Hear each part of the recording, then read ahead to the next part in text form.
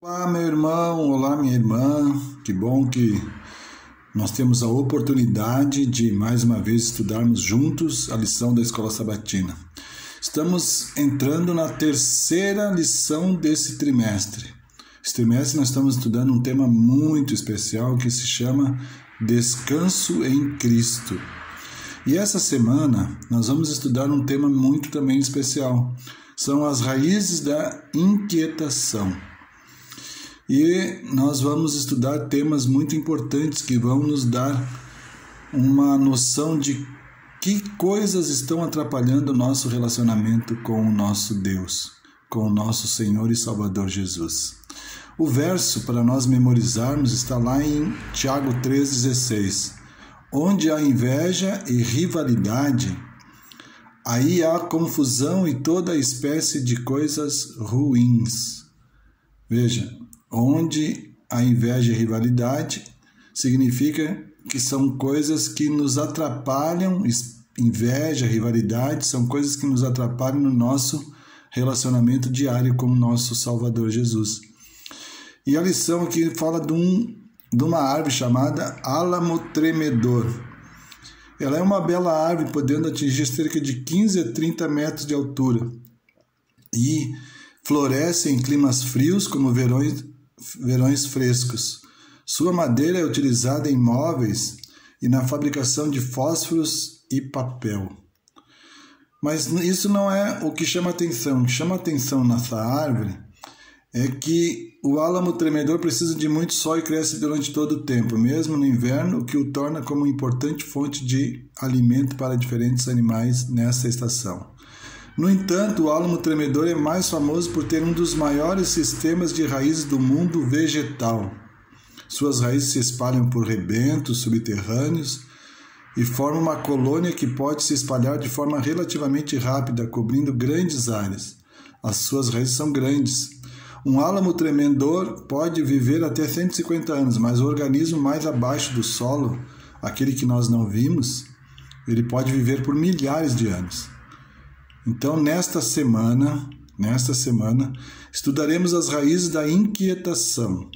Muitas coisas nos impedem de encontrar descanso em Jesus. Muitas coisas. Muitas coisas que nós fazemos, muitas coisas que nós realizamos, falamos, pensamos, pode nos impedir de chegar e encontrar descanso em Jesus. Algumas, por exemplo, são óbvias e não requerem muita atenção. Outras são menos evidentes e, como acontece com o enorme organismo do álamo tremedor, invisível sob o solo, nem sempre temos consciência das atitudes e ações que nos separam do Salvador. Então, durante essa semana, nós teremos um estudo muito especial de ações, de atitudes, de pensamentos, de palavras, de desejos, que não aparecem no nosso dia a dia, que não são muito evidentes, mas que atrapalham e que são raízes que estão ainda muito presas a nós, que nos dificultam o nosso relacionamento com o nosso Deus.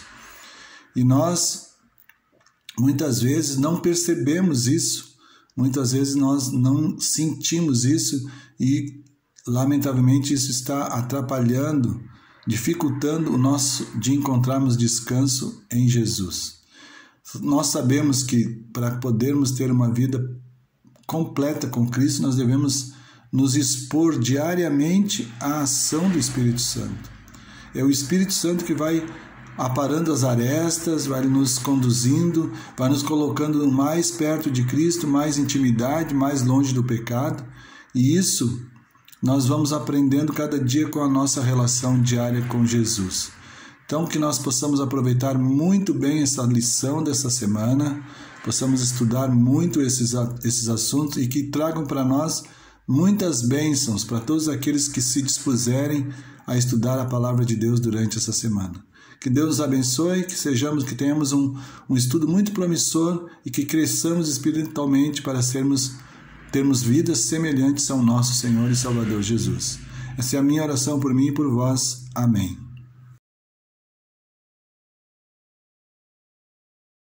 Olá, meu irmão, continuando a lição dessa semana, vamos passar para a lição de domingo. Domingo traz um título muito interessante, ele nos faz realmente refletirmos um pouco. Fala sobre Jesus traz divisão. Pouquíssimas pessoas gostam de conflitos, ansiamos por harmonia e paz. Até ministrarmos seminários sobre pacificação e resolução de conflitos em nossas igrejas e instituições. Todos nós queremos paz, nenhum de nós quer conflito. Porém, olhem só que interessante isso. Isaías 9,6 diz que Jesus, um dos nomes de Cristo é Príncipe da Paz. Porém, o título da lição está nos dizendo que Jesus nos traz divisão, ele cria dificuldades. E lá em Mateus 10, verso 34 e 39, fala sobre as dificuldades e diz assim: não penseis que vim trazer paz à terra, não vim trazer paz, mas espada. Quando nós ouvimos isso de Jesus de forma separada, distante do contexto, nós vamos dizer, como assim? Jesus está se contradizendo? Não. Porque nos versos anteriores, a partir do verso 24 do mesmo capítulo, lá no verso 32, Jesus diz assim: portanto, olha só, vou ler aqui para vocês. Portanto, todo aquele que me confessar diante dos homens, também eu o confessarei diante de meu Pai que estás no céu. Mas aquele que me negar diante dos homens, também eu negarei diante de meu Pai que está nos céus. Então, Jesus primeiro diz assim: olha, eu vou salvar vocês dos pecados de vocês e darei a vocês vida eterna. Mas aquele que me seguir, aquele que tomar a decisão de me seguir, ele vai ter dificuldades. Por quê? Porque ele vai começar a andar na contramão das coisas. Aquele que roubava não vai roubar mais, aquele que adulterava não adulterar mais, aqueles que faziam fofoca não vão mais fofocar, aqueles que mentiam não vão mais mentir. Então a pessoa começa a sair de uma vida que ela levou até aquele momento, e ao fato dela ser transformada por Cristo, ela começa a entrar em conflito. E Jesus diz assim: olha, mas vocês que aceitaram a minha salvação e o meu senhorio, vocês precisam viver uma vida agora plena de comunhão comigo. Mas se vocês, por acaso, tiverem essas dificuldades, vocês voltarem atrás, voltarem à sua vida de pecado e me negar diante dos homens, eu negarei diante do meu Pai. E aí Jesus diz ali no início do verso 34, ele diz: não vim trazer a paz, mas vim trazer a espada. Por quê? Porque o fato de nós nos relacionarmos com Cristo, nós abrimos mão de muitas coisas, devemos abrir mão de muitas coisas que nos atrapalham a entrar num descanso total com Jesus. E vejam que essa expressão de Jesus não trazer divisão, Jesus trazer divisão, nós precisamos entender que toda vez que nós aceitamos viver uma nova vida naquilo que diferente da vida que nós levávamos, nós vamos ter conflitos, nós vamos ter dificuldades. E Jesus apenas está nos dizendo: olha, eu digo de forma clara para vocês precisam permanecer fiéis a mim, para que eu possa salvá-los, para que eu possa dar a vocês o galardão da vida eterna. Aquele que desistir, aquele que me negar por causa das dificuldades, por causa dos problemas, por causa das suas lutas, conflitos, me negar, eu vou ter que negá-lo diante de meu Pai. Então, fica claro aqui nesse título que Jesus traz divisão. Traz divisão por quê? Porque ao seguirmos Jesus, nós andamos na contramão desse mundo que nós vivemos. No mundo tudo pode, no mundo não há reverência, no mundo não há muitas vezes respeito, muitas vezes as pessoas não adoram, na maioria das vezes não adoram a Deus, e você passa a ser um homem que vai adorar a Deus, guardar o sábado, devolver dízimos e ofertas, ser fiel a Deus, ser semelhante a Cristo. Você não vai mais ter palavras de de ódio, de raiva, de ira, mas você terá a palavra de amor, você estará disposto sempre a, mesmo aquele que te fizer o mal, tu vai estar orando por ele para que Deus o abençoe. Então é uma mudança de paradigma muito grande, por isso Jesus diz que ele trouxe de lição. Aqueles que seguem Jesus não podem seguir o mundo, aqueles que seguem o mundo não seguem a Cristo. Que nós possamos tomar a decisão certa de seguir Jesus todos os dias da nossa vida e ser Jesus todos os dias para todas as pessoas ao nosso redor. Essa é a minha oração por mim e por vós. Amém.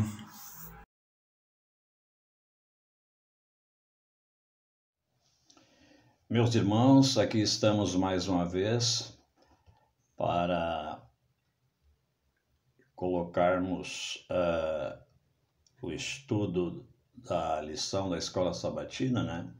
Colocar a você, e a gente gostaria que você tivesse a certeza que tudo aquilo que nós fazemos aqui, nós fazemos por amor a você. Pode ter certeza disso. Fazemos por amor a você, para que junto aprendamos como crescermos juntos em amor por Cristo Jesus.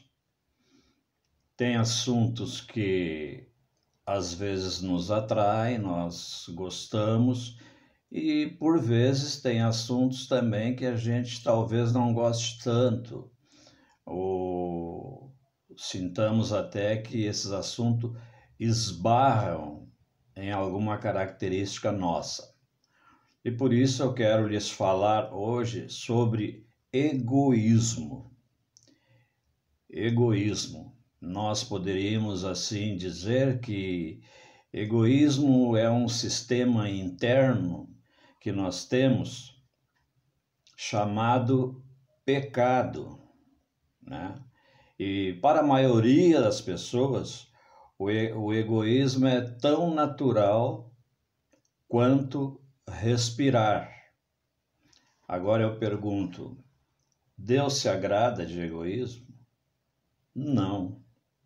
Então, por isso, tenhamos, meus irmãos, muito cuidado. Cuidado com a avareza, cuidado com a administração, cuidado com o egoísmo em si, né? Porque tudo isso que eu falei faz parte do egoísmo. E Deus, como eu disse, não se agrada disso.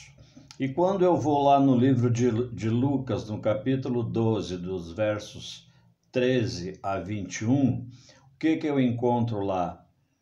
A Bíblia nos dá conta, através desses versículos, que um certo homem, saindo da multidão, pede a Deus que Deus reparta, faça com que o irmão dele reparta com ele a herança. Veja bem, meu irmão, que por aí começa o egoísmo, né? Ele vem e pede a Deus para que Deus se faça ali um juiz, para mandá-lo repartir a herança com ele.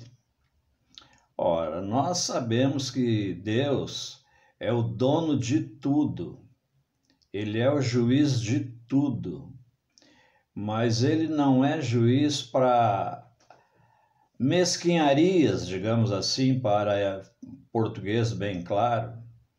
Diríamos assim que Deus não é juiz para pequenas causas, quando puxa apenas para um lado. Deus, o nosso Deus, é um Deus reto e Ele não admite esse tipo de coisa. E até nesses versículos, Ele contou uma parábola. O que diz a parábola do homem rico lá?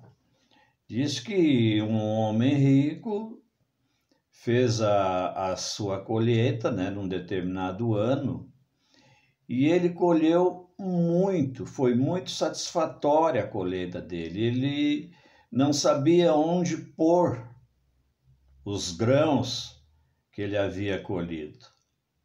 Então ele pensou, o que eu vou fazer agora? Já sei.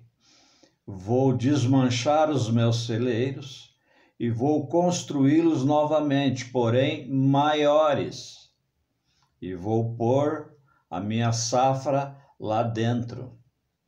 E só assim terei, então, como gastar, levar uma vida de maior facilidade por muito tempo. Então ele chegou a dizer à sua alma, né? Temos agora estoque, digamos assim, para você entender melhor. Temos estoque para muito tempo. Bebe, come, regala-te, divirta-se. Dinheiro não é o problema, a safra foi muito boa.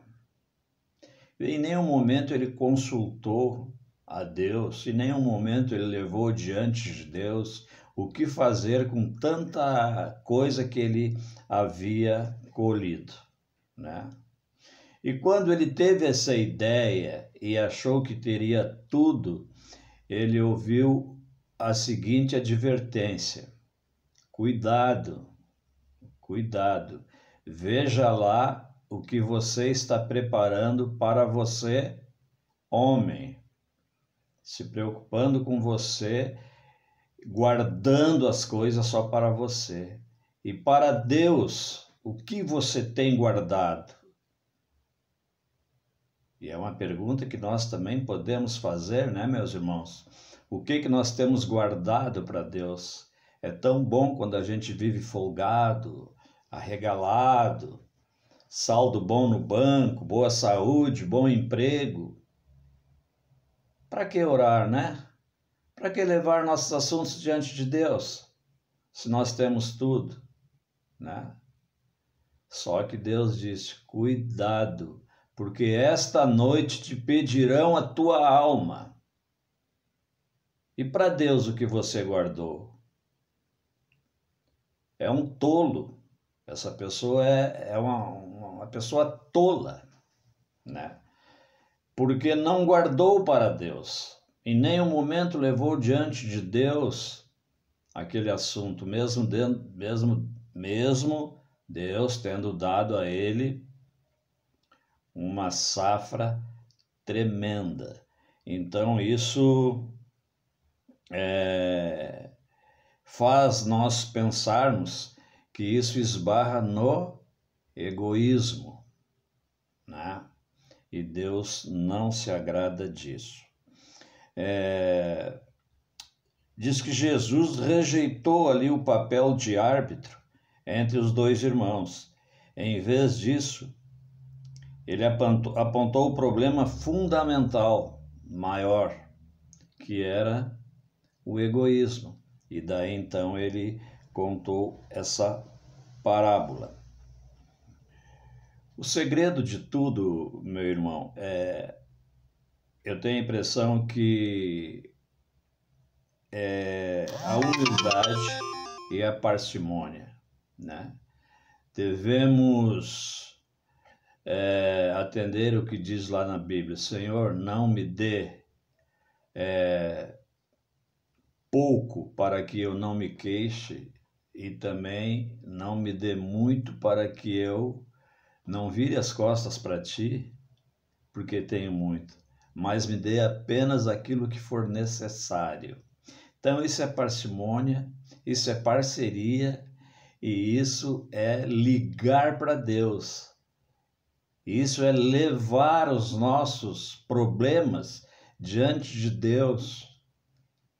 Quando se fala em egoísmo, oh meu Deus, me perdoa eu pensar nisso. Dá-me, por favor, aquilo que for necessário para minha sobrevivência, segundo a tua vontade. Eu acho que é por aí, né, meu irmão? Egoísmo, uma palavra que, para quem gosta de criticar, me parece uma palavra boa. Pô, fulano é egoísta. Mas é uma palavra que para nós cristãos, ela não cai bem, ela soa de uma maneira assim, que não nos agrada e, acima de tudo, não agrada a Deus. Também diz assim na nossa lição: ser maior, melhor e ter mais não reflete os princípios fundamentais do reino de Deus. Deu para você entender? Então, ser mais ou menos, ter mais ou menos, né, não são os princípios fundamentais do reino de Deus, né?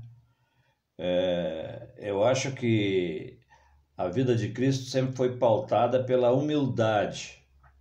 Então, de nada adianta eu querer ter mais e mais, na medida que Deus é o gerenciador de tudo isso, assim como Ele é o provedor das nossas necessidades.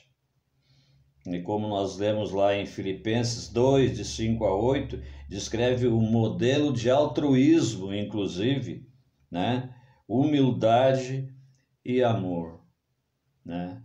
Sejamos amorosos, misericordiosos e dividamos o nosso pão, porque uma coisa que sempre é falada aqui em casa é o seguinte: dar, fazer favores, né? Não é dar aquilo que está sobrando, né? Fazer caridade não é dar aquilo que está sobrando, e sim dividir aquilo que nós temos.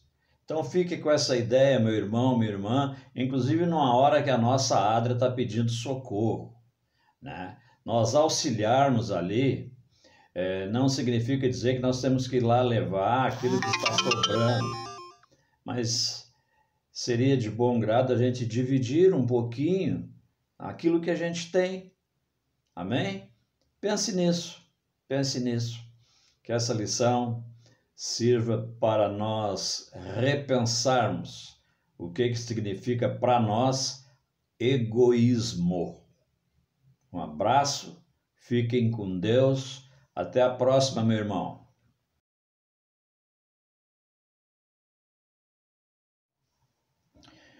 Meus irmãos, deu para ver claramente que eu falei basicamente em egoísmo, né? Agora quero lhes falar em ambição. Veja, ambição e egoísmo são a mesma coisa? Não, não são. O que é ambição daquilo que nós conhecemos? Nós somos ambiciosos, né? Queremos ter mais.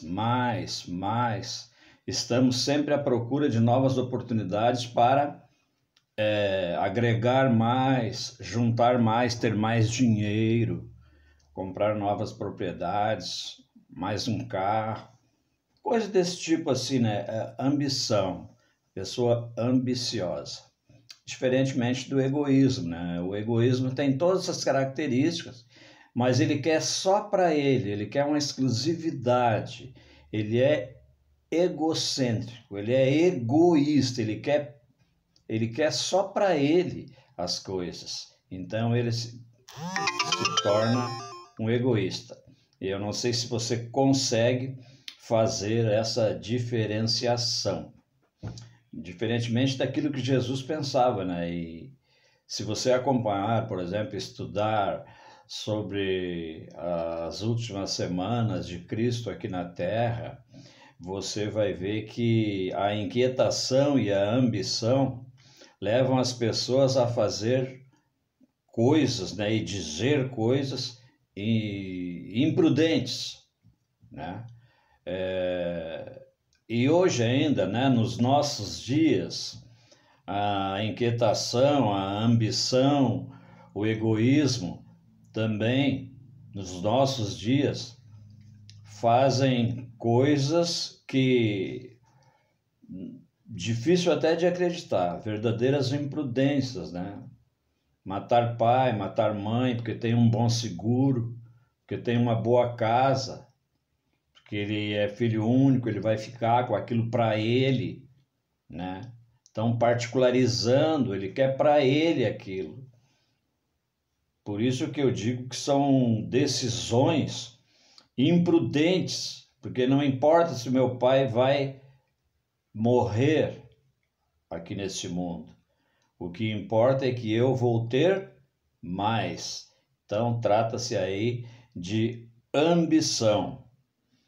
E com os discípulos, meus irmãos, não eram diferentes, eles tinham também corações gananciosos, a ponto de querer um ser mais do que o outro.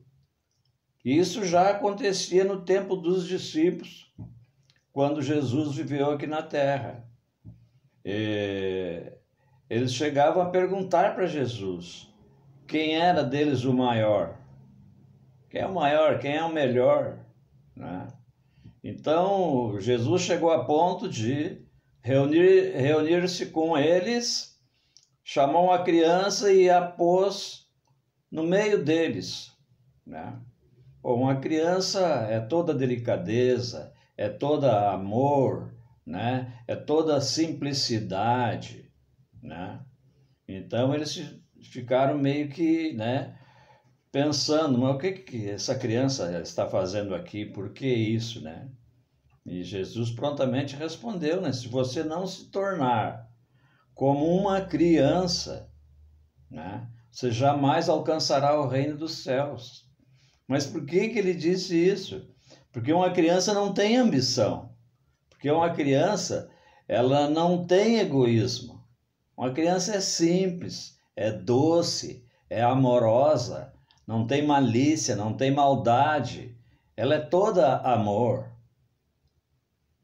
Então Jesus fez essa advertência, colocando ali uma criança para que eles vissem o proceder, né, de uma criança, né? E de repente, irmãos, nós passamos a perceber que nós não podemos viver por nós mesmos, né? Depender de nós mesmos. Nós temos que estar realmente agarrado à videira, que nem eu tenho dito na igreja.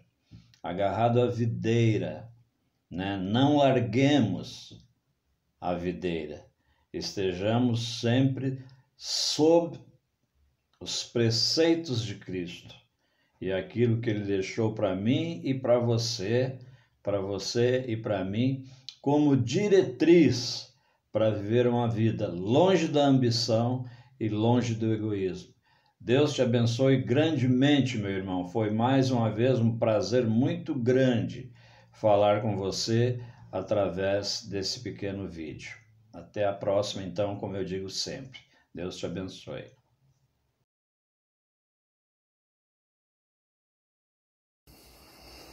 Boa tarde, queridos irmãos. Eu desejo para vocês um estudo de lição maravilhosa.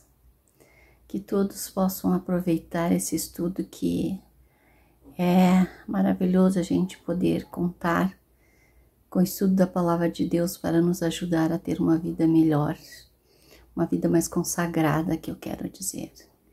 Porque as lições nos ajudam a entender a Palavra de Deus.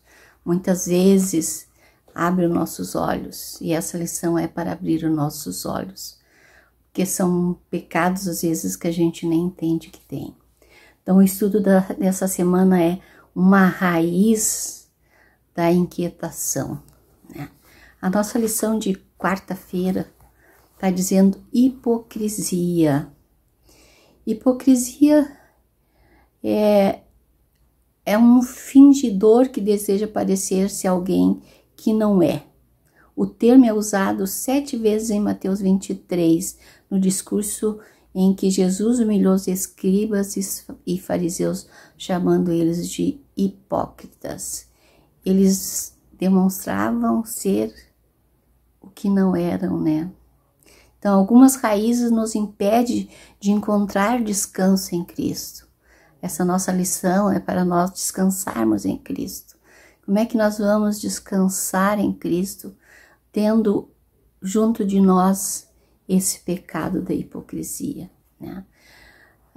Lá em Mateus 23, de 1 a 13, e eu quero ler com vocês Mateus 23, eu até tomei nota, queridos irmãos, que eu quero ler com vocês, 23, 13, mas antes eu quero ler antes, né? Vamos ler. Aqui nos diz assim: então falou Jesus às multidões e aos seus discípulos. E também nas cadeiras de Moisés se assentaram os escribas e fariseus.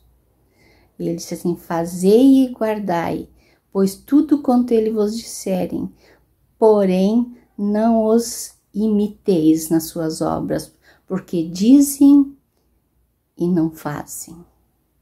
Eles não eram dignos de ser imitados, né? Eles diziam, mas não faziam.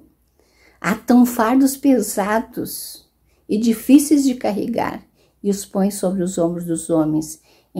Entretanto, eles mesmos nem com o dedo querem movê-los. Para eles não, mas para os outros sim.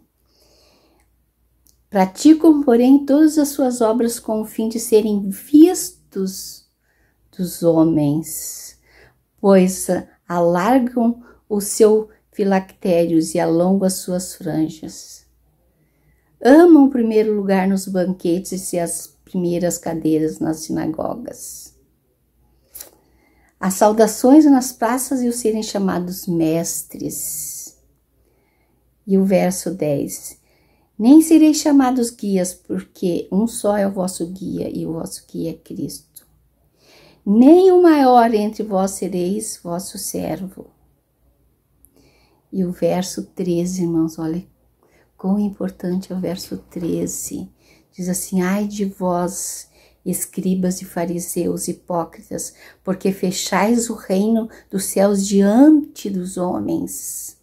Pois vós não entrais, nem deixais entrar os que estão entrando. Que coisa, né, irmãos?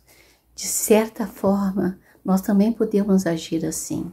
Fazer tão difícil que nós não entramos verdadeiramente, nem deixamos os outros entrarem. Que perigo, queridos. Mas eu acredito que vocês que estão me ouvindo não fazem isso. Vocês são meus irmãos, meus amigos, e estudam a palavra de Deus. Quais são as 4 características principais de um hipócrita? Bom, eu tomei essa liberdade de escrever aqui. Dizem e não fazem. Praticam obras para serem vistos pelos homens, mas não para agradar a Deus, nem para fazer o bem aos outros. Terceiro, amam os primeiros lugares nos bancos da igreja. Gostam das saudações, de serem chamados de mestre, quando Jesus disse que mestre só existe um, que é Cristo Jesus, né? Ele é o nosso mestre. E o 5º está no verso 13 que nós lemos, que diz que não entram, nem permite que os outros entrem no reino de Deus, por causa da hipocrisia. Que ficam se achando, né? E dificultando as coisas para os outros entrarem. Ah, irmãos, longe de nós esse pecado. Esse pecado é uma coisa muito horrível. Que nós possamos ir a Jesus e pedir ajuda para Ele. Senhor, se nós tivermos esse pecado, tira de nós. Porque Jesus tira essas raízes do mal que existe em nós. Porque ninguém é perfeito, né, irmãos? Mas precisamos olhar para nós mesmos e olhar para Cristo. Aqui a Ellen White escreve umas coisas tão bonitas. Jesus olhou demoradamente para o templo e depois para os ouvintes. No rosto do Filho de Deus estava estampada a misericórdia divina. Com uma voz agitada por profunda angústia de coração e amargas lágrimas, ele exclamou: Jerusalém, Jerusalém, que matas os profetas e apedrejas os que foram enviados. Quantas vezes quis eu reunir os teus filhos, como a galinha junta os seus pintinhos debaixo das asas, e vós não o quiseste. Ah, queridos irmãos, Jesus não estava falando como assim, como Jesus estava dizendo, hipócritas, vocês fazem isso, mas não fazem aquilo. né? Dão os dízimos de todas as coisas, mas tratam mal os seus pais. Então, isso, queridos irmãos, mas Jesus não estava dizendo com raiva, com a voz, como um chefe, né, que sabe das coisas. Aqui a Ellen White diz que Jesus estava falando com misericórdia divina, estampada em seu rosto com profunda tristeza, quando ele via o que estava acontecendo lá em Jerusalém. Ele disse, Jerusalém, Jerusalém. Irmãos, que Jesus não diga isso de nós. Que possamos pedir ajuda para Deus para ser transformados por Ele.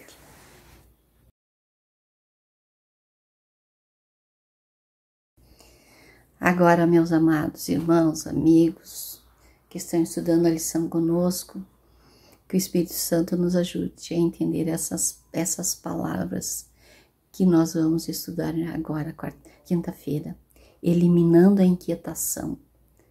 Como é que nós vamos eliminar a nossa inquietação? Neste mundo a gente tem tantas inquietações, às vezes, né, tantas crises de ansiedade. Por quê? Porque nós não levamos tudo a Cristo. Que o segredo é buscar a Jesus nas nossas fraquezas, nas nossas dores, nas nossas angústias. Nós temos que buscar a Jesus e buscar esse descanso que Jesus nos dá, né? Aqui a nossa lição diz, leia João 14, de 1 a 6. Em meio à nossa inquietação, o que fazer para que nosso coração tenha descanso? Como nós vamos descansar? Como vencer essa divisão, egoísmo, ambição, hipocrisia e achar paz? Não é? Vamos ler? É tão conhecido, né? São João 14, de 1 a 6. Não se turbe o vosso coração, né? Não fiquem perturbados. São João 14. Não se turbe o vosso coração. Credes em Deus e credes também em mim. Jesus está falando, né? Na casa de meu pai há muitas moradas. Se assim não fora, eu vou teria dito, pois vou preparar-vos um lugar. E quando eu for e vos preparar lugar, voltarei e levarei vocês para onde eu estou. Olha que promessa maravilhosa. Para que onde eu estou estejais vós também. Depois que Jesus terminar de preparar um lugar, que terminar a sua obra no céu, ele vai vir nos buscar. Essa é uma grande esperança, para a gente não ficar muito perturbado, porque esse tempo vai passar logo, logo, logo, e Jesus vai voltar. Eu quero ler com vocês o 6. O 6 diz assim, respondeu-lhe Jesus, eu sou o caminho, a verdade e a vida, e ninguém vem ao Pai senão por mim. Jesus é o caminho, é a verdade e a vida. Ele tem uma vida de paz, uma vida de descanso para nós, uma vida de esperança. Lá no céu ele foi preparar um lugar para todos nós. Não vos inquieteis com as coisas deste mundo, Jesus disse. Vós tereis aflições, mas isso já vai passar. Então, ir a Deus e a Jesus, confiar nas suas promessas, esta é a primeira coisa que devemos fazer para eliminar a inquietação do nosso coração. Quando nós estivermos inquietos, vamos buscar a palavra do Senhor, porque Jesus disse, eu sou o caminho e a vida. Vamos buscar a Jesus, que Ele tem um caminho que nos leva à vida eterna, um caminho de paz, de conforto espiritual. Irmãos, quem é cristão sabe, ele testemunha sobre isso. Eu mesmo, quantas vezes meu coração estava tão inquieto, não sabia o que ia acontecer. E eu pensei, Senhor, o que vai acontecer? Mas eu coloco em tuas mãos. Eu vou dizer uma coisa para vocês. Deus foi na minha frente. Foi maravilhoso Deus agindo junto de nós. Irmãos, que bom é ter Deus. Que bom é buscar esse Jesus querido quando nós estamos na inquietude de não saber o que vai acontecer, de estar num momento de aflição e buscar a Jesus, porque Ele conforta o nosso coração. Ele faz as coisas. Às vezes a gente pensa, Deus não está agindo. Está agindo. Depois, mais na frente um pouquinho, a gente vê, Deus já estava agindo quando eu pedi. Que bom, né? E que Jesus, nós devemos confiar nas promessas de Jesus. Ter plena certeza nas palavras do Senhor Jesus. A vitória sobre a inquietação sempre começa com Jesus. Ele é o caminho, a verdade e a vida. Ele conhece a direção certa quando vagamos sem rumo pelo deserto deste mundo, saturado pelos meios de comunicação. Como legislador divino, Ele é a verdade personificada. O seu Espírito nos guiará em toda a verdade. Nós temos o Espírito Santo também, né, queridos? Para nos ajudar. Ele mostra o caminho para nós. Ele é a vida. Jesus é a vida. Jesus é a paz. Neste mundo, Jesus disse, eu não vou trazer a paz para vocês, porque filhos vão brigar com os pais vão brigar com os filhos, né? Um vão ficar contra o outro por causa da fé. E então, isso não é paz, mas a paz de Jesus é diferente. A paz de Jesus, no meio da tempestade, você está em paz. Não fica ansioso. O que eu vou ter? Estou sem emprego, o que eu vou comer amanhã? Como é que eu vou pagar minhas contas? Isso é inquietação, irmãos. Confia no Senhor, ora. E eu tenho certeza que Jesus vai ajudar a cada um de nós. Ainda que as coisas fiquem ruins aqui, temos a promessa de Jesus. Ele está preparando um lugar para nós. Uma morada maravilhosa. Coisa boa, né? Esse lugar de dor, de inquietação não vai ser para sempre. Logo, logo vai passar tudo isso. O segredo, porém, é buscar a Deus em nossas fraquezas. Busquemos ao Senhor. Se sabemos que somos inquietos, que sofremos de ansiedade, vamos buscar mais a Deus. E a última pergunta, irmãos, da nossa lição de quinta-feira. Leia Jeremias 3:22. O que Deus nos pede que façamos e o que Ele fará em resposta por nós?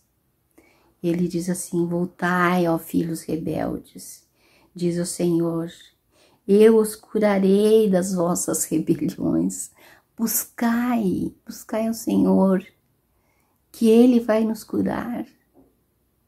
Lembra que nós estudamos outra lição sobre rebelião? Que rebelião causa morte, né?